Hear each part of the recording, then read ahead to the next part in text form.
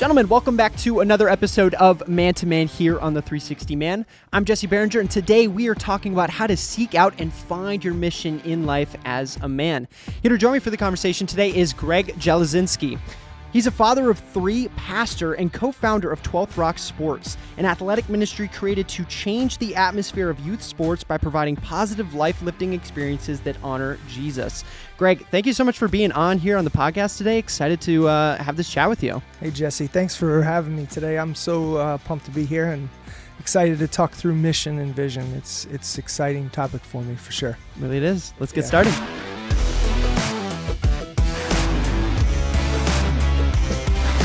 So I graduated college a few years back, and while I was there, I took an intro to business class, and I learned that pretty much all businesses, when you're first starting, one of the very first things you got to do is create a mission statement for your company. Now, I'd always assumed that the mission statement was synonymous with the company's purpose or reason for existing. Come to find out, I'm taking this class and realizing that there's actually a major difference between your company's mission statement and your company's purpose statement. And that's where I really want to start with this, Greg, because I think a lot of men out there, including myself, are very confused about the reason and the difference between our purpose and our mission in life as men. So what is the distinction in the context of living? How do we define the difference, and how have you seen the difference in your life? So I think the two go hand in hand. I think mission and purpose go hand in hand. There's times where they're a little bit different, and there's times where they completely line up. And I think the way that God has brought me from college to where I am today, it's been quite a journey. And I've had to be open to allow Him to stretch me, some failures along the way, some challenges along the way. So just a little background. I was a two-sport athlete at Eastern Nazarene College. I was blessed to meet my wife there. We moved back to New York as a temporary staging ground for trying to get south, because I'm not a really big fan of winter. And I was like, man, if I can just get down south and play some golf and get a job down south. And my wife was on board with that. And we've been here since 1997. Wow. So Orange County. But when I graduated college, I had a heart for doing stuff in the community. And whether it was going to be church related or not, I wanted to be doing good, high quality athletic programs. Like I wanted to bring that to the community. And at the time I was teaching, I was an athletic director down in Jersey, and I found a basketball program that was designed to use with churches. And one of my biggest heartbeats for the Orange County area was to get churches to work together. And I just didn't see it happening. And I had seen it in college, when you can get together massive amounts of people to work together for one common mission. The damage, the good damage can be done in a community, right? So you get 20, 30 people together versus 150 people. It's exponential, right? So we went, and my brother and I went and trained and started running some basketball programs. And at the time we were also running a construction business. So I was doing landscape construction and running this ministry on the side. And it was going amazing. It grew like exponentially every year. It just kept getting bigger and bigger. Basketball programs, soccer programs, flag football programs. So we got about 10 years in, and at the beginning of our business, we said we are not going to stay in business the rest of our lives. We knew that this was for a time. We actually both went to separate rooms, prayed about it, said, all right, when are we shutting this thing down, moving on to ministry? And legitimately, it's like the third or fourth bullet point down on both of our lists that we're going to do year round. Like we're going to go full-time youth sports ministry. Wow. And we both came to that agreement, and we prayed that God would honor that. And He just kept growing. We were running sports ministry on the side and running our business as well. And we had a successful company. We were doing well, providing for our families, growing our families. We both have 3 kids, and 12th Rock formed out of that. We formed 12th Rock 12 years ago as a nonprofit parachurch community organization that was about reaching people with the gospel through sports. Yeah. Wow. That's amazing. So you started in college and you knew I want to do something in sports ministry. Yeah. And you're kind of going and you're doing a landscaping business and that was paying bills and doing great. But you realized along the way there that your mission was 12th Rock, that was the avenue in which you were going to accomplish the purpose of sports ministry. Is that fair to say? Yeah, that's fair to say. And then I think one of the key things that I want people to always understand is you need to be in tune and you need to be willing to listen to what the needs are in your community, right? So as I start having kids and I start looking, like we have 3 boys and I knew they were going to be into sports. Like you just knew it. Like both my wife and I were collegiate athletes and we just knew our kids were going to get into sports. And I started looking around at some of the area programs. They didn't have any basketball stuff for little guys. So I'm like, well, instead of trying to search for it, why don't I be a part of creating something that could be good for other families too? Sure. So I think you have to be in tune with what's going on around you and be willing to be the person that steps up to do it and not just be like, oh, I hope somebody else does it. I hope somebody else does it. Yeah. And that's how this thing started. I was like, I want to be a part of the solution, not the problem, right? So that's how we got started, and we've been doing it 22 years now. So wow. yeah. And would you say that 12th Rock has been and is your mission in life? I wouldn't say that 12th Rock is my mission. I think God is fulfilling my calling through 12th Rock and through being a pastor. Like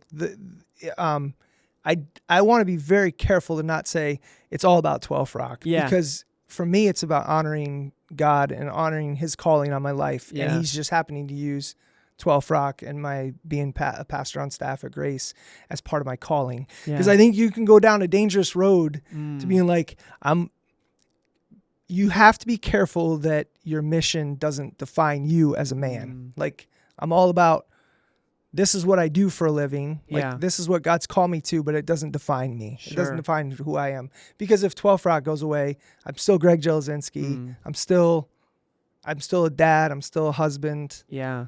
And I'm not that. Sure. So mission isn't your identity. Correct. Mission is not your identity. And for you, in your mission and your pursuit for your purpose in sports ministry is it happens to be your career. Yeah. Right. So talk about that. Is career always going to be your mission? Not necessarily.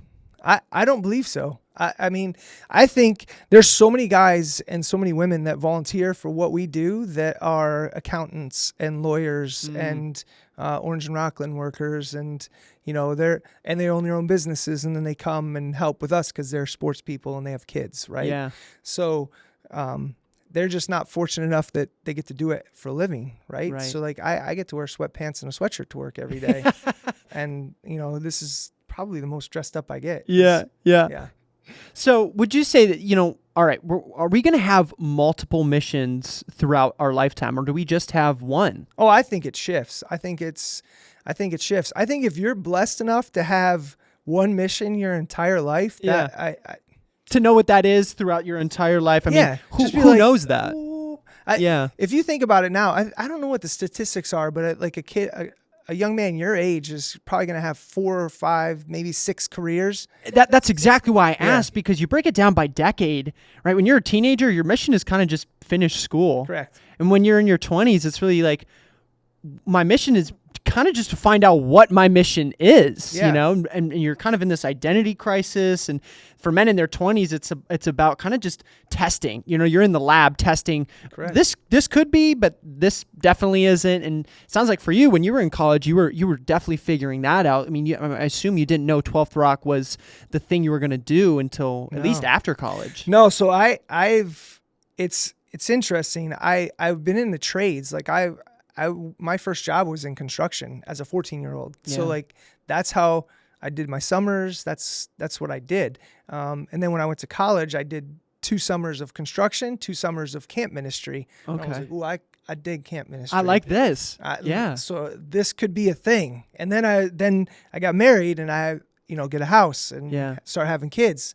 Well, camp ministry doesn't necessarily provide for your family. So I Right. said, okay, I need to get a real job, Yeah. but I didn't want to work for somebody. I wanted to own my own business. So we did that. Yeah. And- But you had always known, like you had said with your brother Mark, you knew We knew. we don't want the business to be our mission. We want Right. 12th Rock. We want that to be our Yeah. mission. So that's where the separation comes, right? You, as a man, you're called to provide for your family. Yeah. So if God's not doing that through ministry, then there needs to be a career that's putting food on the table, Right. putting a roof over your heads. Like that's your calling as a man, Yeah. like to provide for your family.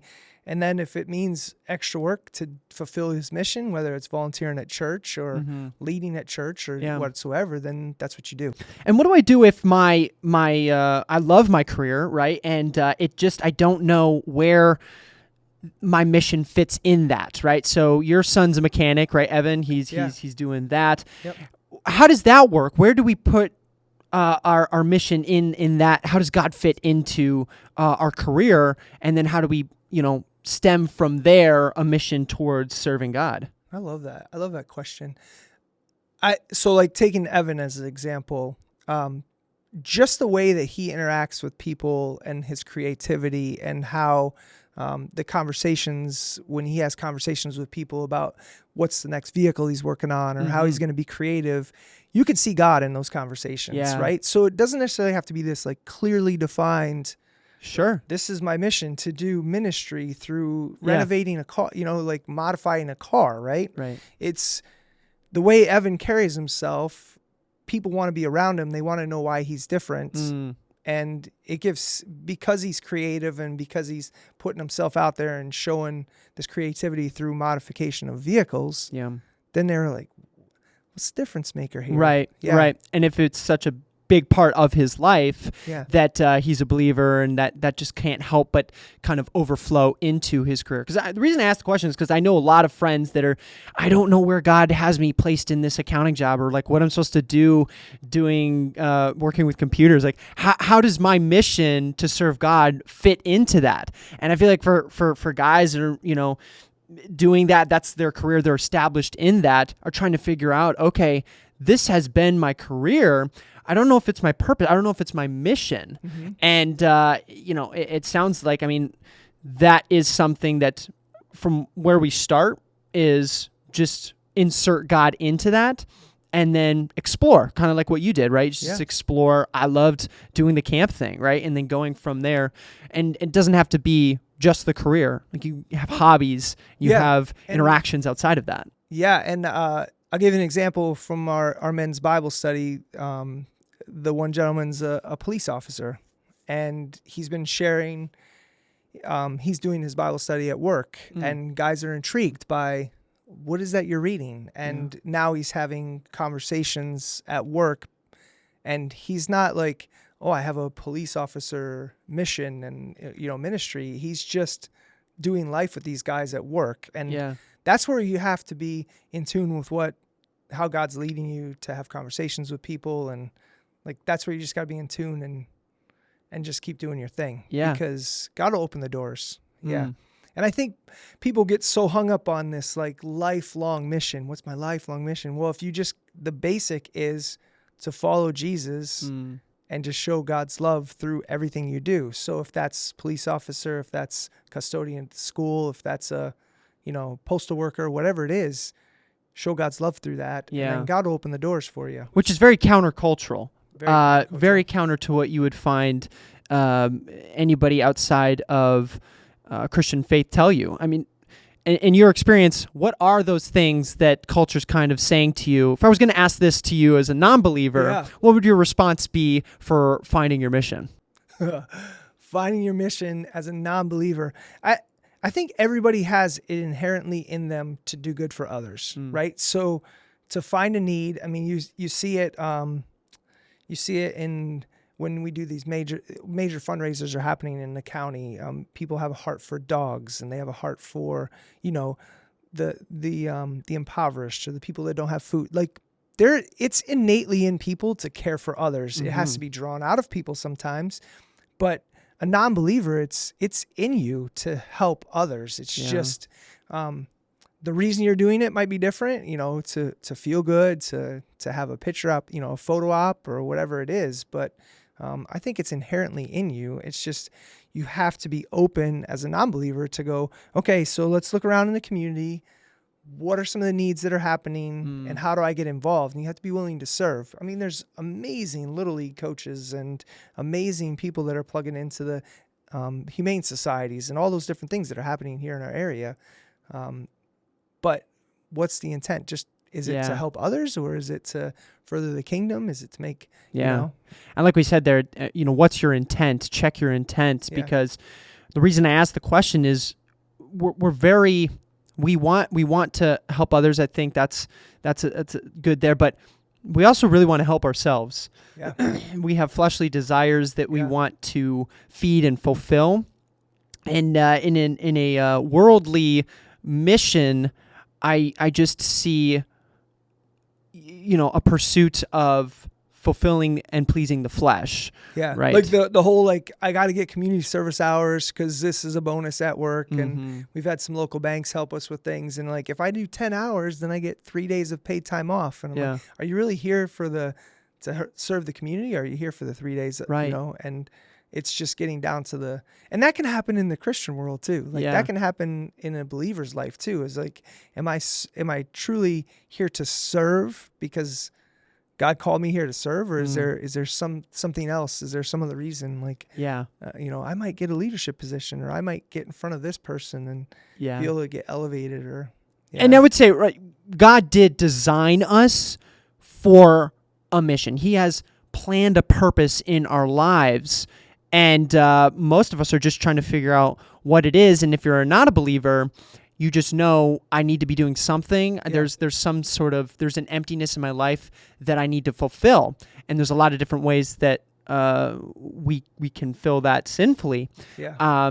And I think that's where you see a lack of fulfillment in that person's life is not from serving others or serving what God has designed you to do. There's an emptiness that exists there, and I've been around a lot of people like that where you get done with a big event that you've helped somebody, and then they're like, "What's next?" It's like you're almost like an adrenaline junkie. You have to just keep filling that void, and man, Christ can fill that void in a heartbeat. Amen. Preach that. That makes me think of I was doing some research online, and I found that the military definition for mission is an operation that is assigned by a higher headquarters.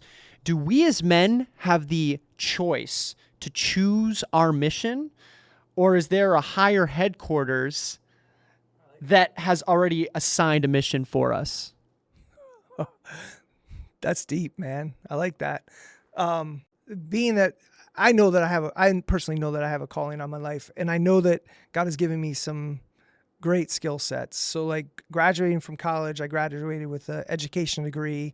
While I was there, I was a recreational life director. I played a couple sports. I was able to balance a lot of things, develop some good people skills, good leadership skills.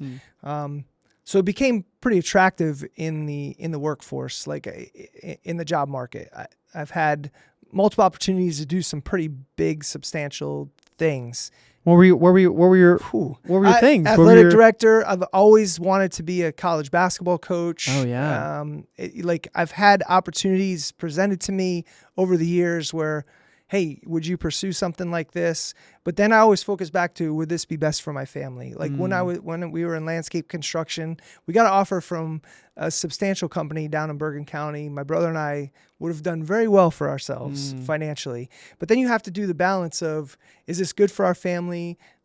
What's our number one priorities in life? For me, it was, I wanted my wife to be able to stay home with our kids. I wanted my wife to be at home when the kids got off the bus. So you make adjustments in your life, in your lifestyle, and whatever, your financial situation is. You make choices, right? Based on what your mission is for your family, what your purpose is for your family. But it always pointed back to what God's calling was on my life. And it's not super lucrative. Being in full-time ministry is not super lucrative, but God has always provided. God has always pushed us in the direction that we need to go in, and because we've been faithful to follow his calling. So yes, it's tempting at times as a man to go, it'd be super nice to have that pension and super nice to have that salary and that identity for success, and Yeah. people look and be like, wow, that guy's super accomplished, and yeah. in that, especially in the field that you're in for, athletics and sports, and Yeah. there's a lot there that's desirable. Yeah, but even like pointing to like yesterday we had a throws meet, and I have parents coming up to us at this and athletes coming up, and people are traveling from 4, 5, 6 hours away to come throw, and the stories that we're hearing, and that would have never taken place if we wouldn't have just taken that faith step and open up this place and Yeah. doing what we're doing. So we don't realize the impact we're having until we start hearing stories from different people over the years, and we've been blessed to be able to start hearing some of those stories. So it's pretty cool. So sounds like you're saying, like, yes, you can choose against the current of the mission that's been set out for you in your life, but the fulfillment you're going to get out of it is going to be different. There's this movie I love called It's a Wonderful Life, and his aspirations, ambitions in life is to be this big architect and travel the world and, be known, to be seen by the world. And he doesn't get there. He never does. He never leaves Bedford Falls, I think is the town he lives in. But you see at the end of the movie just how fulfilled his life really is. Absolutely. I think that word fulfillment is huge, right? So you can money only does so much for you. There's emptiness in that too. I think that, and nowadays, like guys your age and even younger are so inundated with social media and like do this and you'll get rich fast.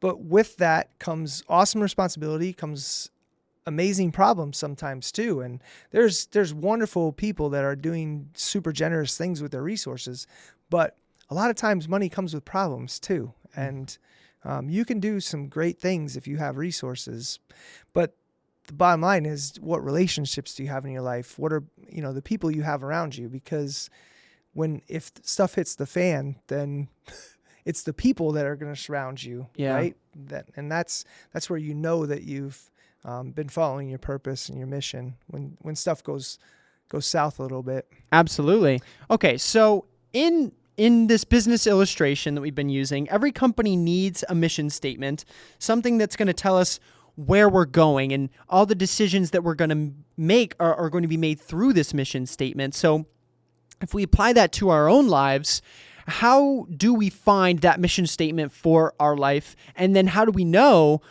if this is the right direction to go? If I'm in my 20s and I'm wondering what the next mission, maybe not the mission in my life, but the next mission in my life is, how do I put that through the ringer? How do I test that mission in my life? So I would go, the first place I would go is what do I like to do? Like, what do I enjoy?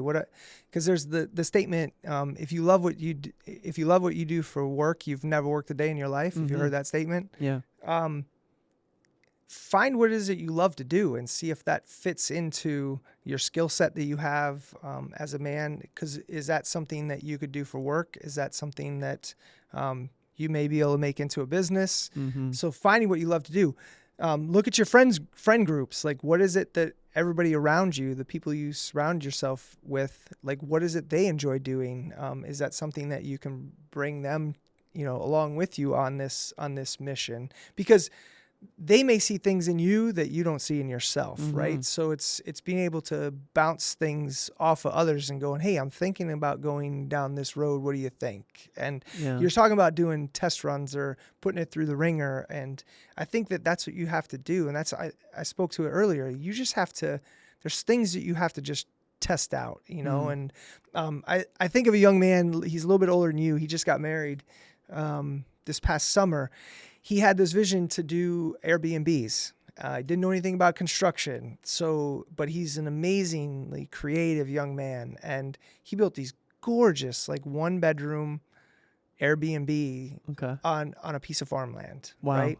And he just gave it a shot, and now he's built a second one, and he's turned it into a great business that'll be a support his new family, and he just took a shot, and he learned what he needed to learn, and I think I know that you have to be willing to try stuff And I shared this earlier, you have to be willing to fail too. Mm. So when you're trying to find that vision, it's running it through certain people. It's running it past people. It's like testing a product in the market, right? And is this thing going to stick? And does it feel right? And does it bring me joy? Does it bring me fulfillment? Yeah. And those are the things that can help direct you towards a mission. And if you're a believer, it's prayer, and it's godly counsel. And How do I know if that mission is serving and honoring God? ooh, very good.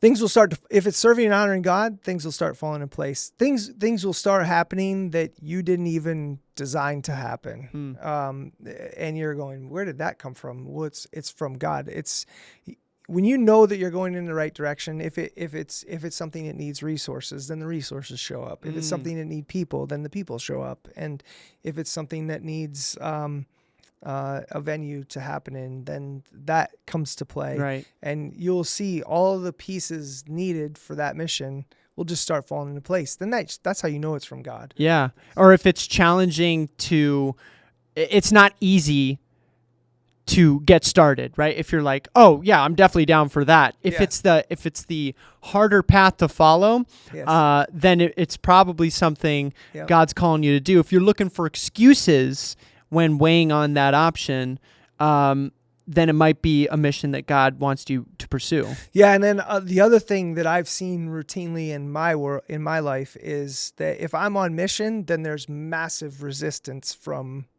there's massive resistance from people. There's contention. There's pushback, and then I know that I'm on the right path. Like recently, we did a huge event, and the very next day there was some vandalism on our property. Like literally the next day, and it's so where good is happening, evil happens, right? And if you're on that path, sometimes you're gonna meet resistance, and sometimes you're gonna see hardship, and then you're on mission. So I want to transition lastly into just the how we accomplish that mission. So, all right, we know what a mission is.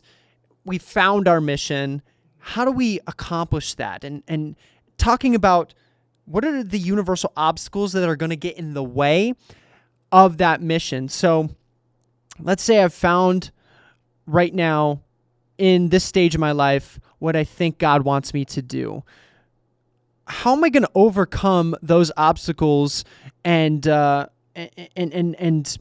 pursue through those challenges rather than just kind of give up when those obstacles come in our way? So some just tangible obstacles, resources like financial resources, time, people resources, like those are some things you're going to run up against in pursuing your mission.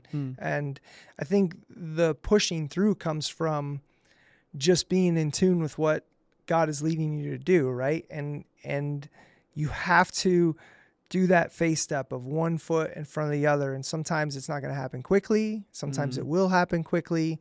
But God will continue to be behind you and work through you. But you have to, our job is to make the choice to follow and to keep walking and not to just stop when we hit some resistance. It's to keep pushing through. Now that resistance could be God-given resistance through people, through, that's why you need to have godly counsel around you. That's why you need to have people praying for you. That's why those people are in your life to go, this isn't right. This doesn't feel right. This doesn't, and are you sure that you're following God's will here? And those are things that you have to surround yourself with as you start walking. Because if you just go at it on your own, you're weak. You'll be weak in that mission. So in other words, maybe that's just another way of saying like look for people to do that mission with. Yeah, I don't think you have to go, hey, everybody jump on this crazy train with me. Yeah. Because when you're on mission for God, sometimes people think you're crazy. Like, right? Yeah, right. It's legitimate truth. Why would you do that? Like, why on earth? I would do this, instead. Yeah, like, my brother's and I story, like when we legit started putting our construction equipment out on the curb for sale, people were like, what are you doing? Like, you guys are making a good living for yourselves. You're providing. And we looked crazy. I mean, we still look crazy to people. Yeah. And, but so surround yourself with people that will encourage you to keep to keep encouraging you to push on and to move forward, and to keep reminding you of why you're doing what you're doing, right? Yeah. And they don't necessarily have to be on mission with you. They have to be supporting you in that mission, whether it's through prayer, whether it's, it could be, if you're, in ministry, it could be through finances. It could be through just praying for you. It could be, routine checkups and saying, hey, how's things going? Like anything we can help with. And they don't necessarily like, hey, join the team and let's everybody quit everything and, Yeah. But just to surrounding yourself with people who are going to, when those obstacles are faced in your life, encourage you to move past them and help you through those obstacles. Yeah. So personal story, it's 2008. My wife was diagnosed with cancer. We had the business going. We had the ministry started. I was running, our boys were 7. They were probably 8, 7, and 4 at the time. So we're doing the sports thing. We're doing the school thing. We're doing, and a buddy of mine gave me probably the thing that has stuck in my mind since that whole thing happened was, I was just on the phone with him and I was like, I can't take the pressure that's happening. I need to be able to help my wife. I need to be able to help my family. And he just referred me to the story of Moses when Aaron and I forget the other guy that was holding up his arms. Just allow other people to support you in, when that struggle hits, right? When hard stuff hits. And that has stuck with me since, because if you're pursuing something and you're doing it on your own and you don't have a team with you that's supporting, whether it's your family that's doing it, whether it's friends, to be that encourager to kind of just, hey, you set out on this, like keep moving. Yeah. Keep moving. They're going to keep you accountable because, you look at what an actual military mission would be like. Is it just going to be you, or are there going to be men with you helping you to accomplish this mission, whether they're, behind a computer screen helping you, plan it out, or they're just there for support or there to tactically help you accomplish goals for that mission? Yeah, it's like you've seen Braveheart, right? Of course. William Wallace, when he's Yeah. back and forth, Yep. on his horse. One of my favorite movie scenes ever is like, where, let's go, man. Yeah. Like everybody's behind you and they're willing to follow. And they're willing to follow him on that mission because he's leading well, right? And he's